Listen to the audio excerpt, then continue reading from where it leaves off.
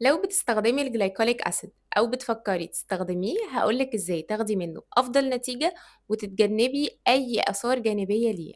الجلايكوليك أسيد هو حمض مقشر من عيلة الألفا هيدروكسي أسيد، بيساعد على تقشير البشرة، بيشيل الجلد الميت فبيدي نضارة وجلو للبشرة، وطبعا بيقلل التصبغات وبيحسن مظهر وملمس البشرة. لو تركيز الجلايكوليك أسيد عالي أعلى من 5% ما ينفعش إن أنا أستخدمه كل يوم علشان هيسبب تهيج والتهاب شديد للبشرة.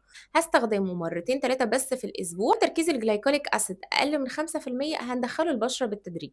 في الأول هستخدمه مرتين تلاتة بس في الأسبوع، أسيبه من 10 دقايق لربع ساعة واشطفه. بعد كده لما بشرتنا تاخد عليه هنزود المدة بالتدريج. ممكن استخدمه يوم ويوم لأ، وممكن أسيبه على البشرة لو بشرتي هتتحمل وما اشطفهوش أصلًا. هاقول لكم سر، أنا باستخدمه كل يوم علشان بشرتي واخدة عليه وواخدة على المقشرات عمومًا. طبعًا باستخدمه على بشرة نضيفة بعد الغسول والبشرة تكون جافة تمامًا ما فيهاش ولا نقطة مَيّة. على فكرة أي منتج من منتجات البشرة مكتوب عليه حمض زي الأزيليك أسيد أو الجلايكوليك أسيد ما ينفعش إن أنا أستخدمهم على بشرة مبلولة أو مندية.